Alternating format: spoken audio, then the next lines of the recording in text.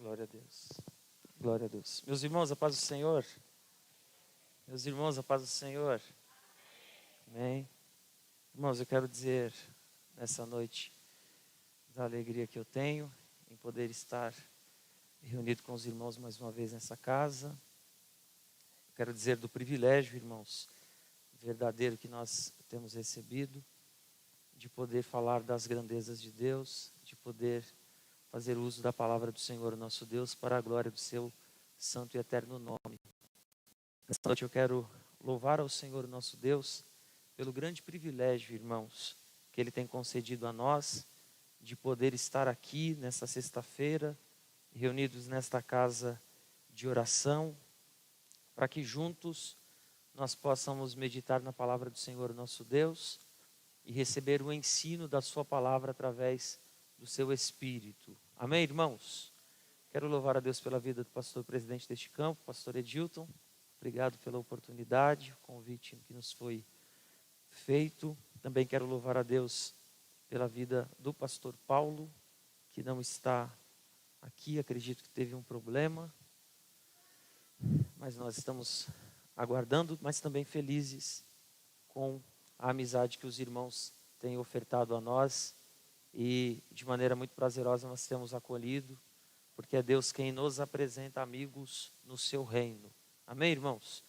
Eu quero louvar a Deus também pela vida da minha esposa, está me acompanhando hoje também. Amém? E é bom que o homem não esteja só.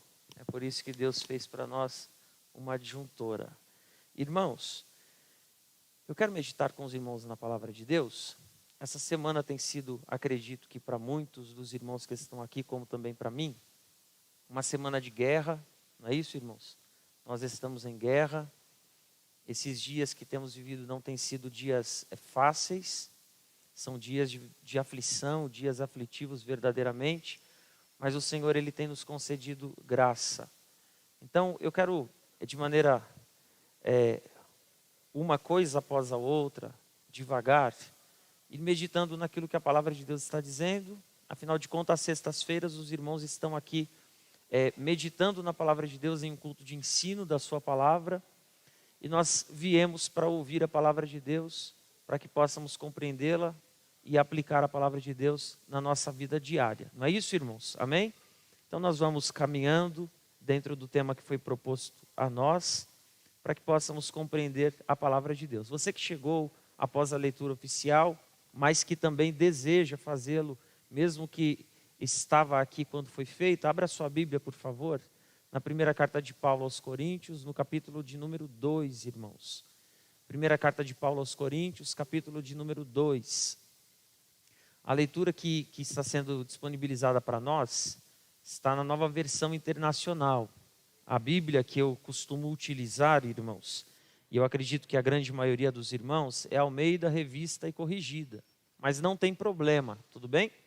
Quando eu for ler o versículo bíblico, eu vou ler na minha tradução, Almeida, Revista e Corrigida, e nós também fazemos a leitura, quando possível, na Nova Versão Internacional ou na nova tradução da linguagem de hoje, para a gente compreender melhor o texto.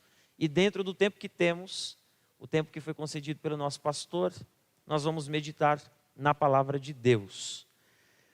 1 Coríntios, irmãos, capítulo de número 2.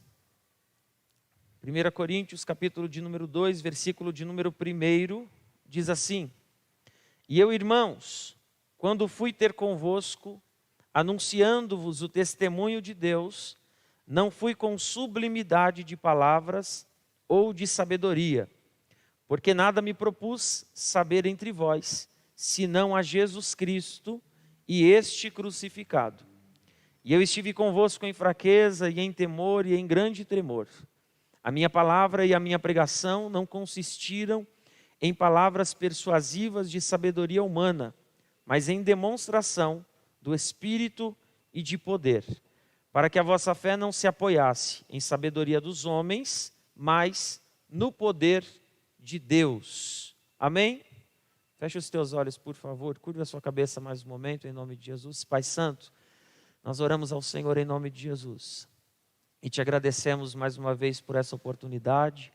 Queremos, Senhor, neste momento, Senhor, ainda que temos até o findar deste culto, meditar na Tua palavra. Que o Senhor possa continuar nos falando, nos ensinando através da Tua palavra, para a glória, Senhor, e o louvor do Teu nome. Sê conosco, Senhor, é o que nós lhe pedimos, e no nome de Jesus, Senhor, nós te agradecemos, em nome de Jesus. Amém. Irmãos, o tema proposto, 1 Coríntios, capítulo de número 2, os versículos de número 1 ao 16, são os versículos aí dentro deste texto que o pastor passou a nós, para que nós pudéssemos fazer uma breve meditação. E o tema é exatamente esse que os irmãos haviam visto aqui no telão, sobre as glórias do Evangelho. É sobre isso, basicamente, que o apóstolo Paulo ele está tratando, é sobre isso que o apóstolo Paulo está falando no segundo capítulo da primeira carta aos irmãos coríntios.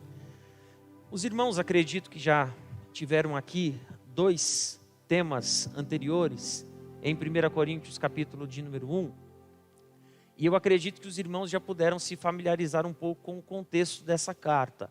Paulo está escrevendo para uma igreja de origem grega, de origem helênica. Paulo está escrevendo para um povo que na sua grande maioria são pessoas instruídas, ou pelo menos são pessoas que estimam muito o saber. Mas Paulo está pregando, ou Paulo está doutrinando, escrevendo para uma igreja que tem problemas internos. É uma igreja, é um povo que foi chamado por Deus, é um povo que foi escolhido pelo Senhor nosso Deus, tendo até mesmo, como nós mais adiante vamos meditar, não hoje, mas quando chegarmos a este capítulo, um povo que recebeu de Deus os dons espirituais. E se pudéssemos aqui mencionar os 9, Paulo diz que a igreja de Corinto, ela tem os 9 dons, porque ele diz que eles têm todos os dons. Mas existem problemas ali que precisam ser tratados, existem coisas ali que precisam ser lidadas e não podem ser ignoradas, porque visa o bom andamento, visa o crescimento, visa a edificação, a solidificação do Evangelho de Cristo Jesus naquela igreja, na cidade de Corinto. Quando nós olhamos aqui basicamente o contexto, nós percebemos que os coríntios, os cidadãos da cidade de Corinto, bem como os irmãos da igreja de Corinto, os irmãos eles se orgulhavam muito, eles tinham um orgulho pela sua capacidade intelectual. Os irmãos se orgulhavam muito da possibilidade de serem conhecidos como um povo que faz parte do berço da filosofia, do berço da indagação, do berço da inquirição, do berço do conhecimento. São pessoas aqui de origem grega, de origem helênica, ainda que no Império de Roma, mas são pessoas que se orgulham da sua sabedoria, da sua capacidade intelectual. Aqui, irmãos, não existiria nenhum problema se isso fosse posto de maneira humilde, a serviço dos irmãos, a serviço da comunidade, a serviço da igreja. Mas quando nós olhamos o capítulo aqui, que antecede o capítulo de número 2, o contexto dessa carta, nós percebemos que os irmãos aqui têm disparidades, os irmãos aqui vivem em desunião, os irmãos não estão em unidade. Há alguns que pensam ser melhor do que os outros, há alguns que julgam-se ser de um partido diferente do outro, porque este é o contexto da carta. Há alguns que fazem e vivem em facção dentro da igreja, e se orgulham do seu saber, se orgulham da sua sabedoria. No capítulo de número 1, Paulo ele vai falar sobre, ou para os irmãos, sobre o meio de salvação que foi proposto para todos, para o judeu e para o não judeu, que aqui é chamado de gentil. Paulo vai dizer que o meio de salvação, o meio pelo qual o homem foi salvo, foi por intermédio da cruz, por intermédio da crucificação do nosso Senhor e Salvador Jesus Cristo. Paulo fala sobre o meio de salvação, como também ele fala sobre as pessoas. Quais são as pessoas, os tipos de pessoas que Deus escolheu para salvar, ou que Deus escolhe, que Deus salva, por intermédio do sacrifício feito na cruz do Calvário. Se os irmãos quiserem depois conferir, está no capítulo de número 1, versículo de número 18, até o versículo de número 25. E Paulo vai dizer nesse contexto que esse é o meio pelo qual o Senhor escolheu salvar os homens. Ele vai dizer sobre a crucificação. Dos versículos de número 26 ao 31 do capítulo 1, Paulo vai dizer que tipo de pessoas são alcançadas por esta salvação. E isso é muito interessante de considerar. Já neste princípio, Paulo vai desqualificando a arrogância, a presunção de homens que estão no seio da igreja, que pensam ter, que pensam ser, que pensam fazer além do limite que foi conferido, que foi concedido, que foi confiado. Então Paulo vai dizer, o meio pelo qual todos nós somos salvos, para muitos de nós é loucura. Como é que pode alguém ser salvo pela cruz? Alguém morrer na cruz e prover salvação para um homem? Como é que alguém carrega o pecado de todos os homens sobre si e se entrega como sacrifício na cruz? Isso é loucura. Como é que pode esta palavra alcançar os homens que não têm validade, que não são sábios, segundo a vista dos homens sábios deste mundo? E Paulo vai desqualificando um pouco o argumento daqueles que pensam ter um bom argumento para se dizerem sábios. Não é, irmãos? Então olhe para cá. É um culto de ensino, a gente precisa de ir entendendo e aplicando, porque minimamente o cuidado que a gente precisa de ter é exatamente esse. Eu acredito que existam aqui muitos obreiros, está ali meu amigo Stanley, Deus abençoe. Um cuidado que nós precisamos de ter nesse tempo enquanto igreja, é que senão a gente se coloca como pessoas muito sábias, detentoras de conhecimentos que são apenas conferidos para iniciados, e a gente incorre num grande problema, perigo, que é o que nós conhecemos como gnosticismo, que são aquelas pessoas que acham que têm um conhecimento superior até mesmo ao da Bíblia Sagrada, ao da revelação bíblica. Para além da Bíblia, irmãos, aí eu fico um pouco desconfiado, aqueles que julgam saber mais do que o que a Bíblia está ensinando para nós. Então é um cuidado básico aqui que a gente já precisa de considerar para que a gente não incorra em nenhum problema. Essa parte que nós vamos considerar, ou que estamos a princípio considerando, o capítulo de número 2, faz parte, irmão, da divisão dessa carta. A primeira divisão dessa epístola está no capítulo de número 1, do versículo de número 10 ao capítulo de número 3 e o versículo de número 23. A primeira divisão dessa carta, ela vai falar sobre a necessidade de unidade na igreja. Vou repetir. Do capítulo de número 1, versículo 10 ao capítulo 3, versículo 23, Paulo vai tratar nesses capítulos e versículos aqui sobre a necessidade de unidade na igreja, unidade na diversidade, unidade no coletivo. Todos nós que aqui estamos somos diferentes, sim ou não? Sim. Nós temos preferências, nós temos gostos, nós temos aqui estilos, formas diferentes.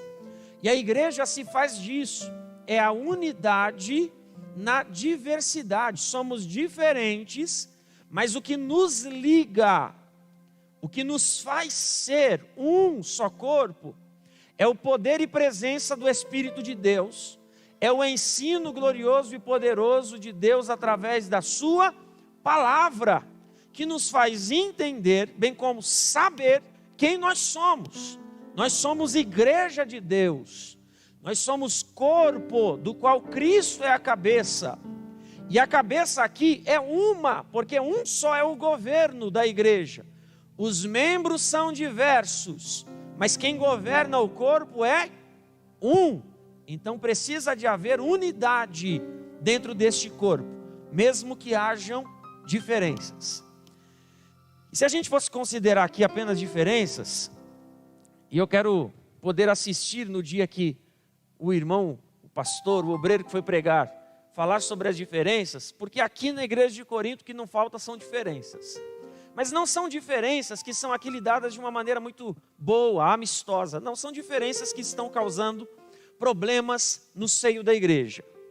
E Paulo precisa doutrinar a igreja acerca disso. É por isso que no capítulo 2, ele principia dizendo para os irmãos, capítulo 2, do versículo 1 até o versículo 5. Capítulo 2, do 1 ao 5, Paulo vai dizer para os irmãos, pregar para os irmãos, relembrar aos irmãos quais foram os métodos utilizados para o ensino da palavra de Deus aos irmãos em Corinto. Paulo aqui no princípio, no versículo 1 ao 5, ele precisa de lembrar aos irmãos como foi a conduta dele no princípio, quando ele chega na cidade de Corinto para anunciar o evangelho, para pregar o evangelho de Cristo e para ensinar o povo de Deus a sua palavra. Os métodos utilizados estão aqui, estão sendo relembrados, e Paulo vai fazer lembrar dos irmãos o quê? A forma clara que ele prega o evangelho, a forma clara e simples com que ele expõe e ensina o evangelho. Olhe para cá. O evangelho de Cristo Jesus, ele não pode ser dificultado a ponto de que alguém não compreenda. Eu volto a repetir porque alguns dias atrás eu disse isso também, por graça de Deus aqui. A mensagem do evangelho precisa ser recebida em um coração com solo fértil. E esse solo fértil se dá pelo entendimento dessa palavra, pelo entendimento do evangelho. Porque se não entende-se o evangelho, a semente cai à beira do caminho, e Jesus disse que o diabo vem e arrebata do coração daqueles que ouvem e não compreendem. O nosso tempo é um tempo de grande transformação, um tempo de grande informação, e há pessoas que se levantam apenas para dizer-se entendidos, para se fazer como que aqueles que são importantes no seio da igreja, no contexto de igreja, mas que não visam o benefício do outro, o entendimento do outro, a edificação do outro. E o evangelho não é para exposição, o evangelho não é para que o homem elenque-se como sendo o melhor, mais sabedor, o mais inteligente, não. O evangelho é para ser pregado a toda a criatura, foi o que Jesus falou. O evangelho é para ser entregue a todos os homens, ensinado a todos os homens. E Paulo, irmãos, um doutor da lei, ele vai dizer que quando ele se chega num ambiente que os homens se têm como muito sábios, ele vai dizer: não, quando eu me apresentei a vocês, eu apresentei o evangelho também de forma clara e de forma simples. Aí ele diz, capítulo 2, versículo 1 e 2. E eu, irmãos, quando fui ter convosco anunciando-vos o testemunho de Deus, não fui com sublimidade de palavras ou de sabedoria, porque nada me propus saber entre vós, senão a Jesus Cristo e este crucificado. Primeiro, Paulo está dizendo para os irmãos, quando eu preguei para vocês, eu não me apoiava na minha eloquência, eu não me apoiava no meu poder de convencimento humano, eu não me apoiei na minha sabedoria humana. Não, eu não fiz isso.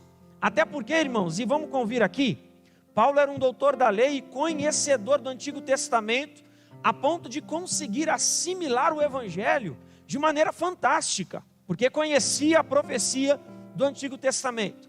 Mas Paulo está dizendo aqui, eu não fui baseado no meu saber, no meu poder, na minha eloquência, na minha sabedoria, no meu poder de convencimento. Não. Quando eu fui a vocês, segundo, eu fui para testemunhar sobre o mistério de Deus, conforme nós lemos. Sobre o testemunho de Deus. Paulo, em algumas traduções aí, NVI, NTLH, Paulo diz assim, quando eu fui falar para vocês sobre a verdade secreta de Deus. Isso é muito bom. Eu fui comunicar aquilo que estava em segredo a vocês, para que isso fosse por vocês assimilado. Paulo, qual é o foco da sua pregação, ou qual foi o foco da sua pregação? Qual foi o foco do seu ensino? E Paulo responde, o foco do meu ensino, o foco da minha pregação era, para Paulo, tá, irmãos? Mas trazendo para nós, o foco do ensino, o foco da pregação é Jesus Cristo. Não pode ser uma outra coisa. A centralidade da palavra é Cristo. o cumprimento da profecia do Antigo Testamento é Cristo. A profecia no Novo Testamento que prenuncia um reino de glória, e nós, a igreja glorificada, o centro disso e a certeza e a esperança é Cristo. Fora de Cristo é balela. Fora de Cristo é entendimento como engodo humano.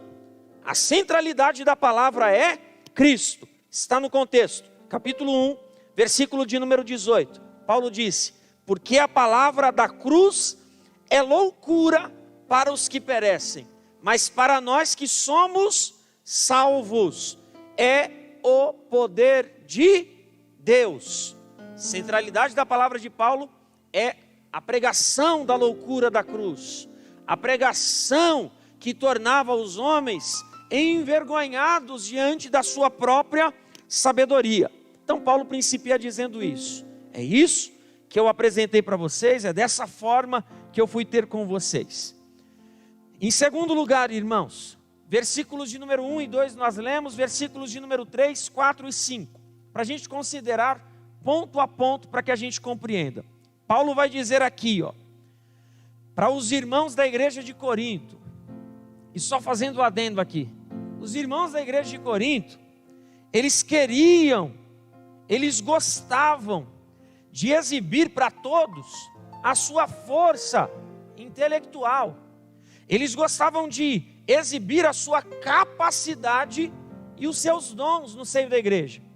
Eles entenderam de uma forma errada, e não porque Paulo ensinou errado, mas assimilaram ali de uma forma tão perniciosa, tão errada, que eles utilizam-se daquilo que receberam de Deus para exibição, para ostentação, para se fazerem ou para se declararem melhores na igreja, no seio da igreja. Então entenda-me, existem pessoas, infelizmente ainda hoje, que não assimilando muito bem, depois de terem recebido o que receberam de Deus, começam a fazer o uso do que não pertence a eles, mas pertence a Deus, começam a fazer o uso de uma maneira errada, para autopromoção, para afamar-se a si mesmo e se colocar no lugar de maior importância no seio da igreja. Vou fazer um adendo aqui também. Os dons espirituais no seio da igreja de Corinto eram para exibição. Todo mundo queria ser melhor que o outro. Se ele fala, eu falo. Se ele profetiza, eu profetizo. Se ele sabe, eu sei melhor. E virava uma grande disputa o culto ao Senhor. E o que era para ser culto, nunca era um culto verdadeiro de louvor e adoração a Deus. Os irmãos que gostavam e queriam exibir a sua força, capacidade e dons, estão sendo confrontados com o ensino de Paulo escrito na sua carta. E Paulo, em contrapartida a isso, ele vai se apresentar para os irmãos assim. Olha que interessante. Versículo 3. E eu estive convosco em fraqueza e em temor e em grande temor. A minha palavra e a minha pregação não consistiram em palavras persuasivas de sabedoria humana, mas em demonstração do Espírito e de poder, para que a vossa fé não se apoiasse em sabedoria dos homens, mas no poder de Deus. Primeiro, versículo de número 3. Paulo anunciou a Cristo com uma atitude humilde. Os irmãos estão compreendendo? Nesse princípio, porque isso é para cura, isso é para a saúde da igreja. Não é em vão que nós viemos aqui na sexta para meditar na palavra de Deus, é para crescimento nosso. Paulo disse: a minha atitude naquilo que faço para o Senhor e para a igreja de Deus, a minha atitude é uma atitude que espelha a atitude de Cristo. A atitude de Cristo, bem como a atitude espelhada por Paulo, é uma atitude de humildade naquilo que ele está fazendo. Se alguém tem uma atitude diferente dessa, não pode agradar a Deus. A atitude de Paulo é uma atitude humilde. Segundo, Paulo não se coloca aqui como um super apóstolo. Paulo não se coloca aqui como um super homem. Paulo não se coloca aqui como um super crente. O nosso contexto é um contexto de super apóstolos. O nosso contexto evangélico é um contexto de supercrentes. O nosso conceito de evangelho nesse tempo é um conceito de super-homens, porque está se colocando o homem como centro do mundo, centro da vida, centro do culto, centro de todas as coisas. E está se retirando Cristo da centralidade de tudo, da centralidade da palavra, da centralidade do culto, da centralidade da vida, da centralidade para a comunhão da igreja. Eu estou aqui, irmãos, nesse culto de ensino, me seguro, porque o meu ministério evangelístico também, mas eu preciso abrir um parênteses para poder dizer para você que me ouve: Cristo continua e continuará sendo o centro do evangelho pregado, o centro e a centralidade da comunhão na igreja, do poder e da graça no meio do povo de Deus. O homem não é o centro de todas as coisas. O homem não é o centro de tudo, a que todas as coisas convergem, é o Senhor, o nosso Deus. Quem pode dizer amém por isso? Glória a Deus. Olha que interessante, eu vou ler, tá bom, irmãos? Paulo está dizendo aqui, e quando Paulo foi pregar, ele pregou e Lucas, ele registrou esse momento em Corinto, em Atos. Atos capítulo 18 está dizendo da chegada de Paulo em Corinto. E Paulo aqui não se coloca como um super-homem, mas ele se apresenta em suas fraquezas. Está no versículo de número 3 que lemos, mas em Atos 18 e 9. 18 e 9 ele disse assim, ó: Jesus disse isso para que se cumprisse o que ele tinha dito antes. Irmãos, Atos, estava lendo João, Atos capítulo de número 18. Quem quiser pode me acompanhar. Atos 18 e 9. Certa noite Paulo teve uma visão e nela o Senhor disse: não tenha medo, continue falando e não se cale. E aí Jesus vai revelar: porque eu tenho muito povo nessa cidade, tem uma grande obra para poder fazer aí. O que Paulo sentiu? Medo das ameaças. O que Paulo sentiu? Está no capítulo 2, versículo de número 3. Fraqueza, temor, grande temor. O que Paulo sentia, irmãos? A sua debilidade humana, a incapacidade que ele tem como homem, os limites que foram colocados por Deus para os homens. Paulo é um homem como nós, limitado. E Paulo está dizendo: estou pregando para você que pensa que é super, mas eu mesmo me considero como sendo muito carente. Estou pregando para você que acha que é muito forte, mas eu mesmo tenho consciência que eu sou muito fraco. Estou pregando para você que acha que é muito grande, mas eu mesmo tenho consciência que sou muito pequeno. Por quê? Porque eu sei quem é grande na igreja. Porque eu sei quem é o maioral sobre todas as coisas. Paulo está pregando para os irmãos e entende a sua condição de necessitado.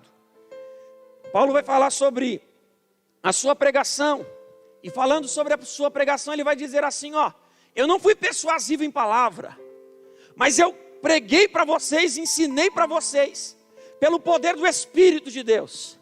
E o poder do Espírito de Deus, através da palavra, operava sinais miraculosos no meio de vós.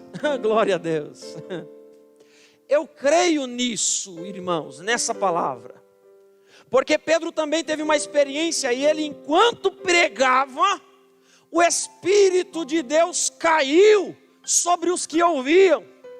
Eu sou de um tempo de menino, ainda com os meus pais já crentes na igreja de Deus, de que quando a palavra de Deus ainda estava sendo anunciada, não precisava de apelo para cura, para libertação, para batismo com o Espírito Santo.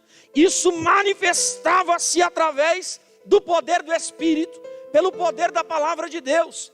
E Paulo está testificando: eu preguei para vocês muitas vezes, e muitas vezes a palavra pregada era acompanhada pela certificação dos milagres. Paulo está fazendo memória do que Jesus disse que seria feito. porque estes sinais seguirão aos que creem. Na pregação do Evangelho de Cristo, existe a certificação dos sinais operados pelo Espírito. E Paulo está dizendo, não foi nada que eu pude fazer, mas foi pelo poder de Deus, através da palavra, que os milagres aconteceram, que os sinais foram operados no meio de vocês. Paulo vai dizer, e ainda nesses versículos 3 a 5, são considerações. Paulo está dizendo, a fé que vem pela palavra pregada, não se apoia em quem prega. Paulo está dizendo, não é minha persuasão, não se apoia em mim, é o poder de Deus manifesto através da palavra. Você não crê porque eu te convenci, você não crê porque eu te fiz entender, porque eu quem preguei. É fulano de tal que vai pregar, vou lá, estou lá.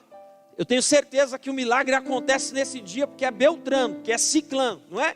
Tem gente que faz aí, irmãos, um cronograma dos dias que ele vai participar do culto, tirando agora, né, irmãos? Que a gente compreende o contexto. Mas tem gente que, dependendo de quem vai estar, irmão, ele atravessa céus, mares, ele atravessa desertos, porque ele precisa de ouvir aquele fulano, aquele Beltrano e aquele Ciclano pregando. Porque quando o cara fala, não estou desmerecendo o que o homem recebe de Deus, mas eu estou aqui fazendo, irmãos, um destaque, que o que o homem recebe é de Deus, não é do homem. E o homem que recebe de Deus não deixa de ser homem, porque recebeu de Deus, permanece sendo homem. Glória a Deus. Paulo está dizendo aqui, a fé que vocês receberam não veio de mim, mas através de mim, pela palavra que eu preguei para vocês.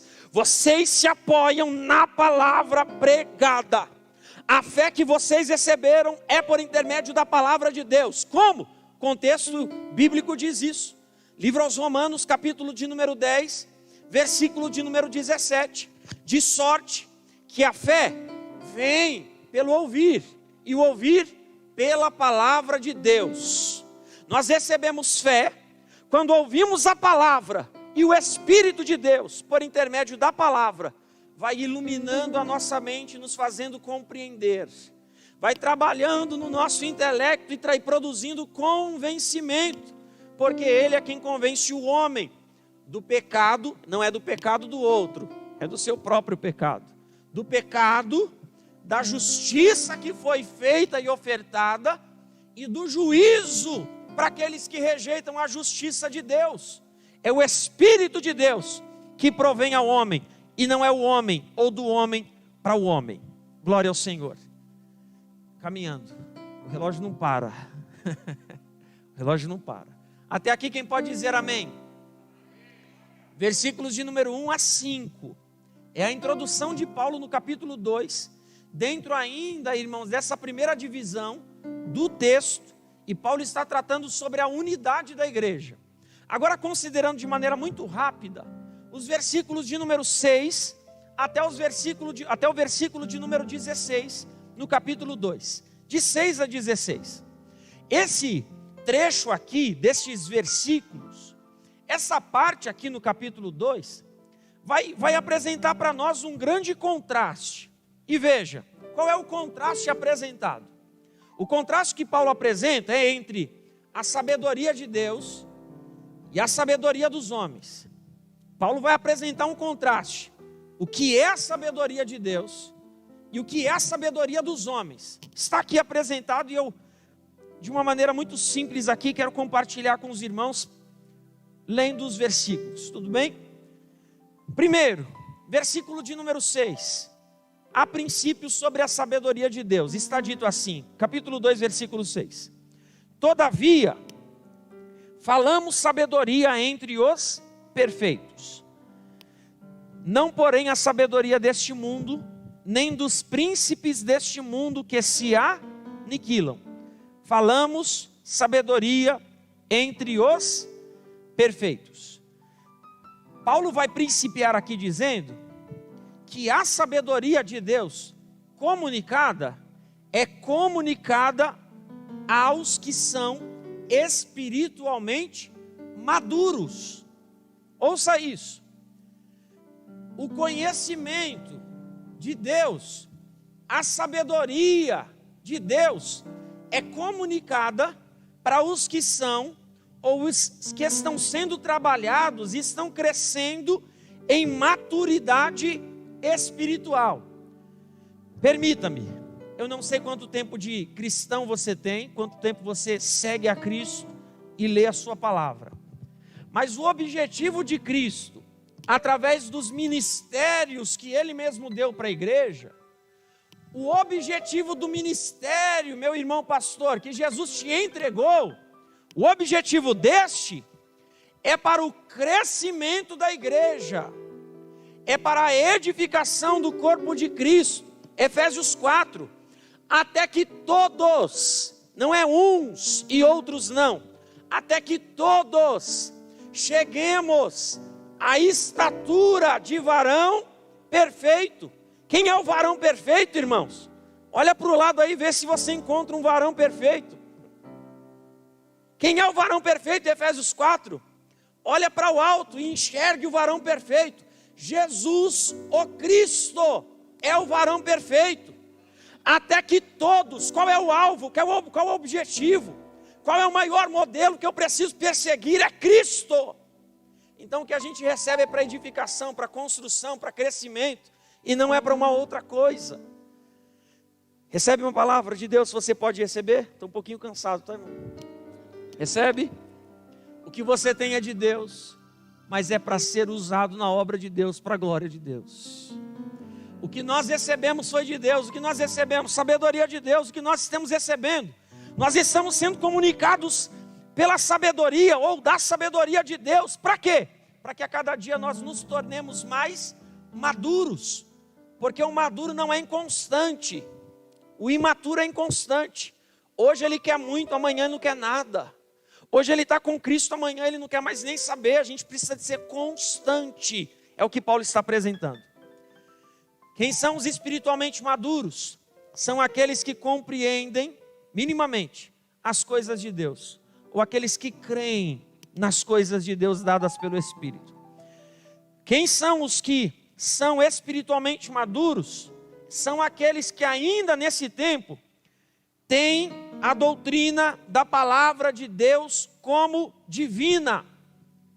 Trocando em miúdos, são aqueles que nesse tempo ainda creem no que a palavra de Deus ensina. Bruno, é possível um crente não crer na Bíblia? É lógico que é. Teologia liberal, tem um monte de gente na igreja que crê e estuda teologia de maneira liberal.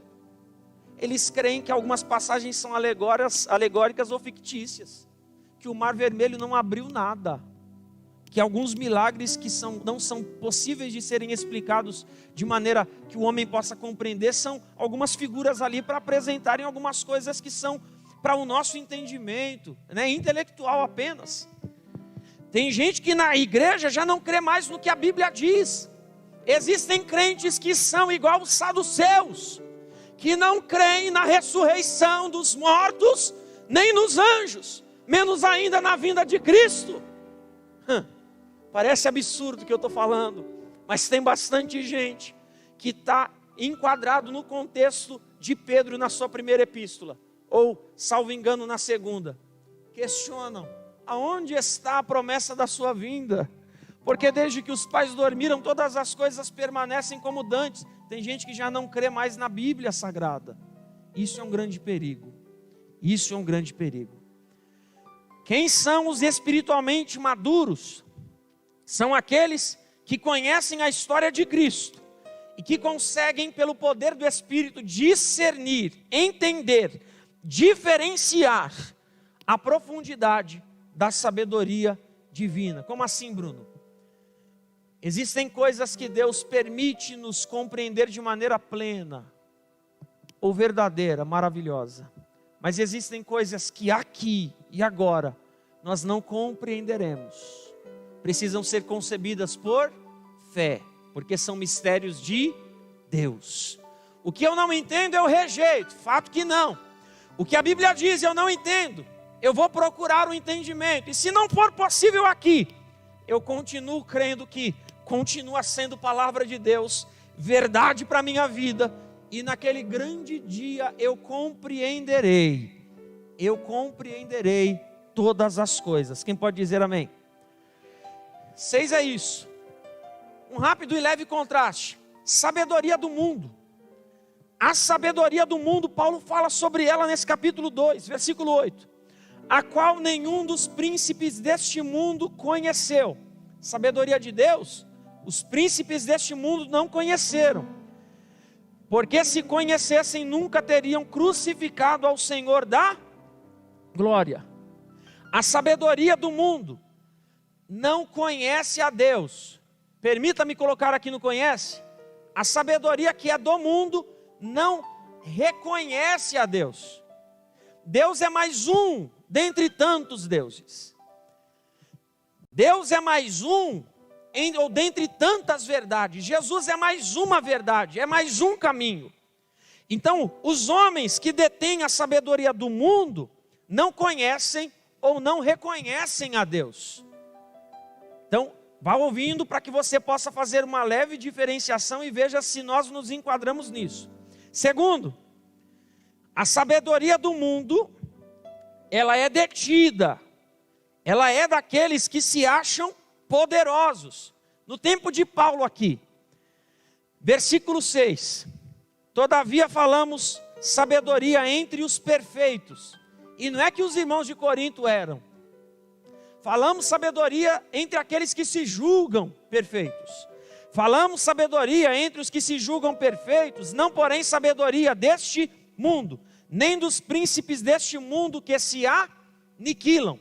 E no versículo 8 que acabamos de ler, quem são estes sabedores aqui no tempo de Paulo? E aí Paulo deixa aqui para nós, são os políticos do seu tempo, aqueles que detêm do poder político no Império de Roma, são os que se acham muito poderosos. Então vamos colocar aqui, é aqueles que detêm autoridade, se acham poderosos, sabedores ou fazedores de tudo. Quem são? Os pensadores no tempo de Paulo, os filósofos, aqueles que gostam de estudar bastante. Vou trocar em miúdo agora, tá? Aquele que estuda muito e acha que ele é demais. Aleluia, hein? Esqueci, os irmãos estão me compreendendo? Quando ele sobe, chegou o último óleo do pacote. Eu é que detenho o saber e o poder, porque eu sou o cara pensador. No tempo de Paulo eram os filósofos. E em terceiro, no tempo de Paulo, nas comunidades judaicas, no Império Romano, eram os rabinos. Eram também os doutores da lei, que negavam verdades que são maravilhosíssimas para o nosso tempo e para a igreja, e que verdadeiramente não podiam ensiná-las, porque eles mesmos não tinham compreensão do que eles estavam falando. No tempo de Paulo eram os políticos, filósofos e rabinos. Vamos trazer para o nosso tempo, e quem são esses? Os homens que detêm poder dentro ou fora da igreja. Os homens que acham que detêm poder dentro ou fora da igreja, os sabedores, os doutores, os ensinadores aí, que pensam que descobriram tudo, todos os mistérios pelo seu intelecto, mas que não receberam de Deus revelação, que não receberam de Deus ainda a verdade da sua palavra, porque não podem viver a verdade, nunca conheceram-na. O versículo de número 6 eu compartilho. Paulo disse que essa sabedoria aqui do mundo, essa sabedoria se aniquila. Sabedoria do mundo se acaba, se desvanece, porque a sabedoria do mundo, sabe o que ela produz? Guarde isso. A sabedoria que é do mundo, ela produz beleza, riqueza e poder. Vou repetir. A sabedoria do mundo produz beleza, riqueza e poder. Tem gente falando muito bonito por aí, ostentando e parecendo ter uma grande sabedoria, mas só tem beleza, não tem verdade. Tem gente aí que por causa da sabedoria que diz que tem, consegue através dela riqueza, e com riqueza poder. Mas a sabedoria do mundo produz e se aniquila. Aniquila beleza, aniquila riqueza e aniquila poder. Porque a sabedoria do mundo produz coisas desejáveis aos homens, mas é sabedoria do mundo, não é sabedoria de Deus, é sabedoria do mundo. E se os irmãos me permitem, eu quero ler. A sabedoria do mundo, irmãos, ela como o mundo também passa. 1 de João, se você desejar fazê-lo. 1 de João, capítulo de número 2, e o versículo de número 15 e 17 diz assim. 1 João 2 e 15. Não ameis o mundo, nem o que no mundo há. Se alguém ama o mundo, o amor do Pai não está nele. E o mundo passa, e a sua concupiscência, mas aquele que faz a vontade de Deus permanece para sempre. Aquilo que é do mundo passa, mas aquilo que é de Deus permanece. Ouça-me. Aquilo que nós ostentamos, mas é daqui, aqui fica. Aquilo que nós ostentamos, mas pertence aqui, não vai conosco para a eternidade. Porque o que é da eternidade tem uma característica de permanência. Quem recebe das coisas de Deus também percebe características eternas. Não passa, mas permanece. Quem é da eternidade aqui, levante as suas mãos em nome de Jesus. Permanece, irmãos. Oh, glória a Deus. Coisas desejáveis, mas coisas que se aniquilam. Estou caminhando. A sabedoria do mundo, ela é regida pelo espírito do mundo. Versículo 12. Mas nós não recebemos o espírito do mundo. A sabedoria do mundo é regida pelo espírito do mundo. E espírito aqui, irmãos, é tendência. Espírito aqui é inclinação. É modinha, tá? É uma tendência a que todos perseguem, a que todos caminham, a que todos seguem. A sabedoria do mundo é regida pelo espírito do mundo. E a tendência do mundo é projetar pessoas orgulhosas, é criar nas pessoas paixões avassaladoras, é entregar às pessoas apetites desordenados e a que as pessoas tenham interesses egoístas. A sabedoria do mundo produz pessoas egoístas. Ouça-me, olhe para cá e nós vamos caminhando. Se porventura nós temos algumas dessas características, está faltando em nós sabedoria de Deus, porque a que nós dispomos não provém do Espírito de Deus. Se a sabedoria que temos produz em nós orgulho, paixões, apetites desordenados e também interesses egoístas, ou seja, o desejo de satisfazer só a mim, não é de Deus, não pertence ao Senhor, pertence a este mundo e não pode agradar a Ele. E a gente vai fazendo aqui um balanço. A sabedoria do mundo é regida pelo espírito do mundo e é procedente deste mundo que é governado pelo diabo. Mundo, irmãos, tem 3 acepções: mundo, planeta Terra; mundo, pessoas; e mundo, sistema. Aqui é mundo sistema, governado pelo diabo. Olha que interessante. Se há sabedoria que é regida pelo espírito do mundo, que é procedente do mundo, que é governada pelo diabo, então nunca foi e nunca poderá ser sabedoria de Deus. Eu leio mais um texto.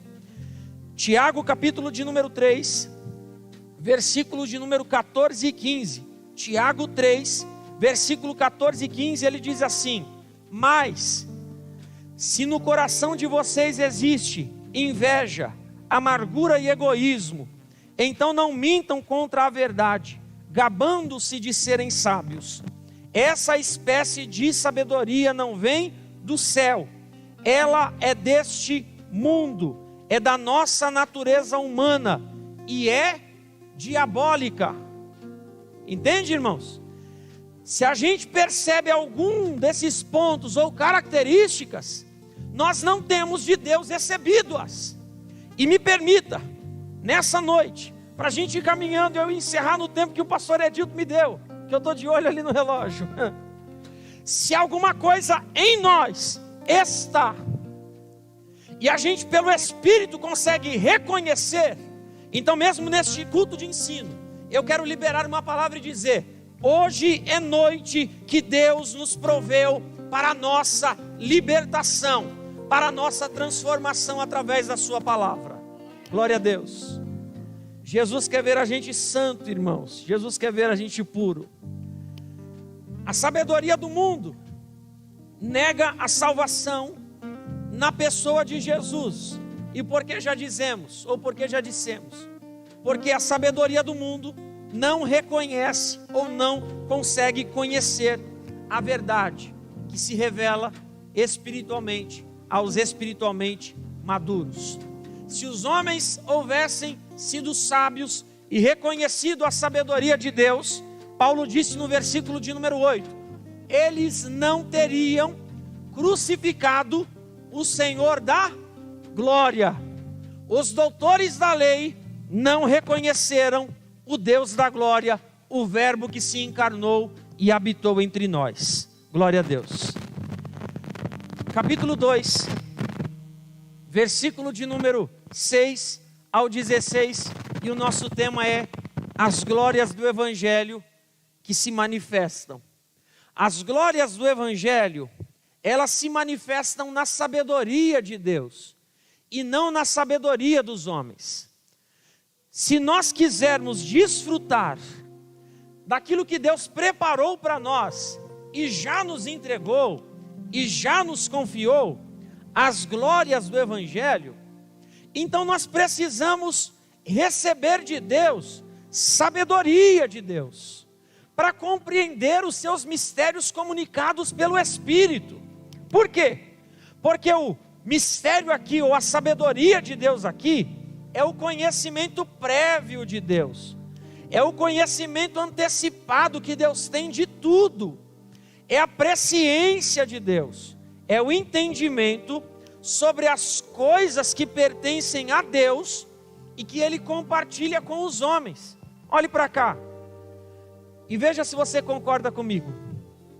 Será que nós, todos que aqui estamos, poderíamos compreender a verdade do Evangelho se não fosse pelo Espírito de Deus? Seja muito sincero com você. Quando você lê a Bíblia, não existem coisas que você lê e levanta uma da sobrancelha ou faz cara de espanto? Como que é possível isso?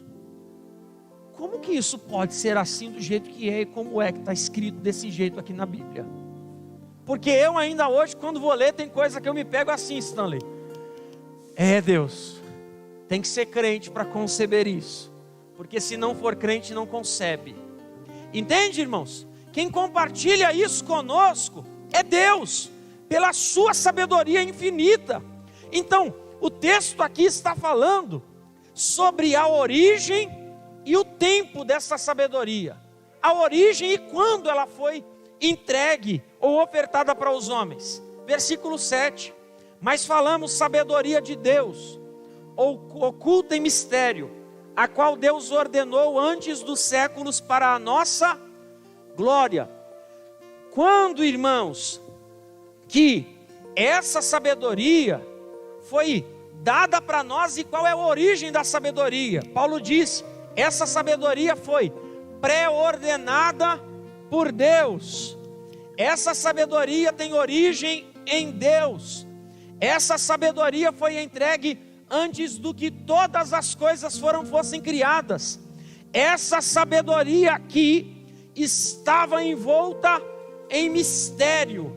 Isso é muito bom. Antes de eu e você nascer, essa sabedoria já havia sido entregue por Deus aos homens que ainda seriam criados, porque a sabedoria de Deus consiste no mistério que estava oculto desde a fundação do mundo. Glória a Jesus Cristo. Quando nós olhamos assim, uma pergunta vem à mente, a gente pergunta para nós mesmos: que mistério que é esse que Paulo está falando? Que mistério que é esse que Paulo está narrando aqui para os irmãos?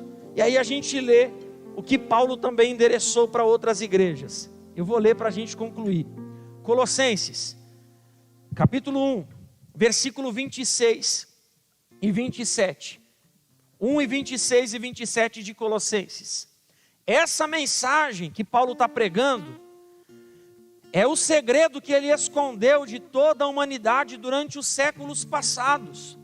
Porém que agora ele revelou ao seu povo. 27. O plano de Deus era fazer com que o seu povo conheça esse maravilhoso e glorioso segredo que ele tem para revelar a todos os povos. E o segredo é esse: Cristo está em vocês, o que lhes dá a firme esperança de que vocês tomarão parte na glória de Deus. Que mistério é esse que pode ou só pode ser revelado pela sabedoria, e que Deus escondeu e que Deus ocultou em mistérios no antigo pacto, que foi profetizado, mas que agora está sendo revelado? Paulo ainda vai dizer, livro aos Romanos, capítulo 16, versículos de número 25 e 26. Romanos 16, 25 e 26. Louvamos a Deus, pois Ele pode conservar vocês firmes na fé, de acordo com o evangelho que eu anuncio. Isso é, a mensagem a respeito de Jesus Cristo. E de acordo também com a verdade secreta que nunca foi revelada no passado. Porém, essa verdade foi revelada agora por meio daquilo que os profetas escreveram. E por ordem do Deus eterno, ela se tornou conhecida em todas as nações, para que todos creiam e obedeçam. Glória a Deus. Bruno, coloque em miúdos aí para nós. Que mistério é esse que a sabedoria de Deus, entregando a nós, revela a nós, para que a gente possa se gloriar, para que a gente possa sentir um pouco de honra que nós não tínhamos? Paulo está dizendo, essa sabedoria que estava oculta é o evangelho de Cristo. Essa sabedoria aqui é a boa notícia de salvação que Deus concedeu aos homens.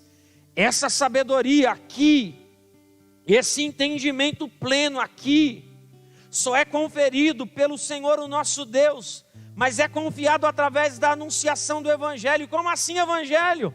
Evangelho é o que diz, significa boa notícia, anunciação boa, uma notícia de salvação, uma notícia boa para quem ouve. Paulo está dizendo assim, quem ouve essa notícia, pode receber fé e encher o coração de esperança, que aquilo que estava oculto, Deus revelou para nós, que nós tomaremos parte na sua glória, por intermédio do sacrifício de Cristo Jesus, feito pelos homens na cruz do Calvário. Glória a Deus, glória a Deus, isso é muito bom. E por isso, irmãos, por isso, Paulo está pregando isso para os irmãos de Corinto, porque ele quer desfazer uma glória humana. Ele está dizendo assim, ó, então desfaz essa sua roupagem de arrogância, porque o que Deus predeterminou, o que Deus projetou, foi para mim e foi para você também. Desfaz essa sua consciência de privilégio que te exclui da vida diária e social, da anunciação da palavra pela igreja, porque santidade de Deus não repele pecador. Santidade de Deus na vida aproxima. Santidade aproxima. A gente cultiva um sentimento que nos impede de anunciar o mistério de Deus a quem ainda não conheceu. E o que Paulo está dizendo assim, ó, para com graça. O que vocês receberam foi por intermédio do sacrifício de Cristo Jesus. O que está preparado no futuro vindouro é por intermédio do sacrifício de Jesus. E o que vocês conhecem acerca disso não é produto da sua sabedoria, é produzido pelo Espírito de Deus, por intermédio da revelação que o Espírito de Deus que em nós habita faz em nós. Eu encerro a minha palavra. E Paulo disse assim, aquilo que o olho não viu, ouvido não ouviu, e não subiu ou nem subiu ao coração do homem, é aquilo que Deus tem preparado para aqueles que o amam. Para quem essa sabedoria aqui é revelada, não é produto do entendimento do homem, mas as escrituras que foram inspiradas pelo Espírito, só podem ser entendidas pelo Espírito Santo, que ilumina a nossa mente, que nos faz entender e que nos revela a verdade de Deus. Eu encerro. Nós recebemos o Espírito de Cristo para compreender a mensagem de Cristo, para assimilar a verdade do Evangelho, para comunicar o poder do Evangelho de Deus, que produz salvação na vida daqueles que ouvem o Evangelho de Cristo. O homem não pode conhecer o que está dentro do outro homem. É o argumento que Paulo usa. O que está dentro do homem está em segredo, só pode ser conhecido se o homem que tem o segredo contar para o seu semelhante. Pastor Edilton só pode saber o que está dentro de mim se eu contar para ele. É o primeiro argumento que Paulo usa. Então o Espírito de Deus prescruta todas as coisas. Ele vai e conhece todas as coisas, ainda as profundezas de Deus. Paulo destaca um segundo argumento: o Espírito de Deus é o próprio Deus. Ele não é separado, ele é. Por quê? Porque ele tem o atributo de Deus. Qual é o atributo aqui destacado? Ele é Deus, porque como Deus, ele sabe tudo. Ele tem onisciência, conhece todas as coisas na sua presciência. E aquele que é Deus, que conhece tudo como Deus conhece, é que pode comunicar a verdade oculta para os que desejam conhecer os mistérios de Deus. Quem pode recebê-lo? Quem pode conhecê-lo? Quem pode usufruir da glória do Evangelho de Cristo Jesus? Quem já recebeu o Espírito. E Jesus falou: eu não dou para vocês o Espírito por medida, eu dou para vocês o Espírito de Deus em plenitude, para que vocês aqui e na vida vindoura possam desfrutar daquilo que Deus preparou como honra e glória para a sua eterna e tão amável noiva, a noiva do Cordeiro. Quem pode levantar suas mãos comigo para os céus e dar glória a Deus? Eu encerro. Ninguém pode conhecer a Deus senão pelo Espírito de Deus. Feche os teus olhos por um momento em nome de Jesus. E nós vamos orar. Nós vamos orar. Eu vou orar por você. Em resumo, nós temos o Espírito de Deus, o Espírito de graça. 1 Coríntios capítulo 2, do 1 ao 16. Não há motivo para diferenciações em nosso meio.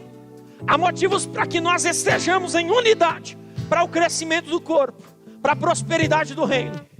Se existem diferenças em nosso meio, produzida pelo saber do mundo, pela sabedoria do mundo, toda a sabedoria do mundo é como nada.